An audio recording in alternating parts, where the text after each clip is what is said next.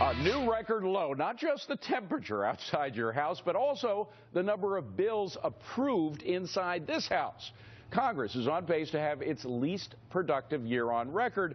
And John Tamny says that's actually great news. Explain the flip side, John. Well, stock markets love gridlock, and what they don't like is when Republicans and Democrats are passing laws because neither party really has a clue about economic growth.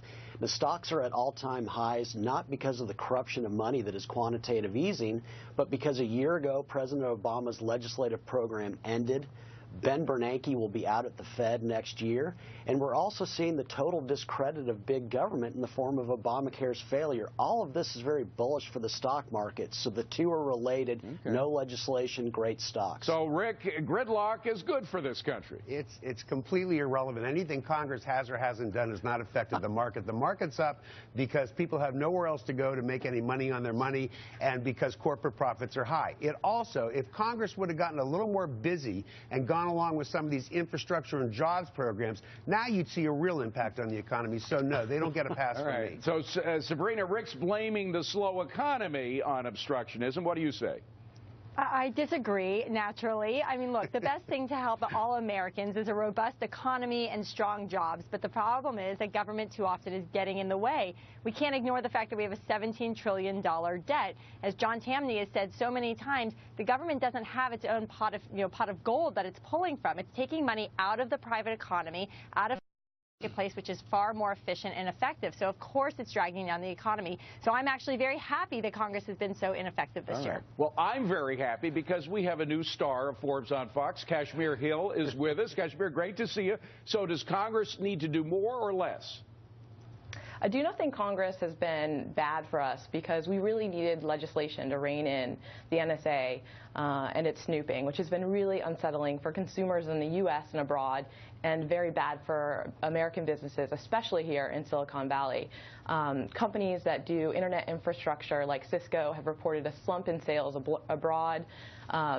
Analysts predict that the U.S. cloud computing industry is going to lose anything from $22 billion to $180 billion over the next 3 years because their customers abroad are uncomfortable trusting these U.S. companies that they now see as secret agents for the intelligence agency in the U.S. So I'd really like to see them rein in the NSA legislation. So, Steve, there's one example of where Congress needs to act in order to get out some bottlenecks in this economy.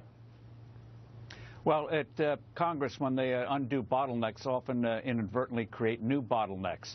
And it's not so much the number of bills that Congress passes, David, but what they actually pass. They could have 300 innocuous bills, and you get one Dodd-Frank or Obamacare, and you've really done harm to the economy. But there's another thing at work here, David. It's not just Congress that passes laws. Regulatory agencies are passing laws as well. And to make sure they're not overruled, the Obama administration is starting to pack the courts, starting in Washington, D.C. So the EPA, the Labor Department, National Labor Relations Board, Obamacare, and Dodd-Frank, numerous new laws coming in. Congress is almost an irrelevant agency. Wow. Well, and that, again, that's dangerous when you have the executive taking on that much power to pass essentially laws which are regulations. But Rich Karlgaard, Calvin Coolidge, President Calvin Coolidge was fond of saying through his, it's more important to kill bad bills than to pass good ones. Do you agree with Calvin? As Calvin would have said, I agree, and then he would have stopped because that's why he was called Silent Cal. But look, we have a situation that is pretty similar to the makeup of the presidency and Congress and the Senate today is pretty similar to what it was after the '94 elections. And as I recall, the late '90s did very well for the stock market. So, yes, John Tamny is right about gridlock. By the way, John Tamny, Calvin Coolidge vetoed 50 bills while he was president. It's unlikely that the president's going to be doing that, but do you think that that's what's needed, either one party or the other just saying no to anything that comes their way? Without question. I mean, economic growth is once again very easy. It's just our nature to grow. And if you get the government out of the way, not legislating, people can do what they're best at. So it's no surprise amid this gridlock that stock markets are far more confident. They're pricing in a better future precisely because there will be very little legislation from Washington. First and last word for Mr. John Tamny this time. Well, using Santa to scare kids. A new green tactic to sell global warming that'll have your blood boiling. It's at the bottom of the hour with Eric. But first, right here, the one gift the post office could deliver this year that might fill all taxpayers with holiday cheer. Oh, yeah. Let's all please, Mr. The rush is on. The U.S. Postal Service expected to deliver 15 billion pieces of mail this holiday season, 158 billion pieces for the whole year, but it's still on track to lose nearly $5 billion this year. Meantime, Britain has privatized its Royal Mail service, and look at this. The stock is skyrocketing since it went public just over a couple of months ago. So, Steve, should we do the same here? Oh, absolutely, David. It's not just Britain. Numerous other countries have done it as well. And the post office actually has some real assets. They have a real estate. They have an overfunded pension fund. They've made some great strides in efficiencies. And if Congress got it out of the way and was truly privatized, they'd do great things. And as for universal service, UPS and FedEx now reach virtually every mailing address in this country. And if you have a really remote area, then you can do the equivalent of a village store post office, where the local store can provide essential postal services as well. And, Rick, this agency just keeps losing money more and more year after year. Yeah, I agree. Certainly out of step with the times, but I don't think we're ready quite yet to do it. Too many remote places that would have a problem. However, there are things in development. There's a company called Zoombox, which I've seen, that really can replace what the post office is doing. We're just not quite there yet. Well, Mike, here is why. We got a specific reason why the post office is losing so much of its money.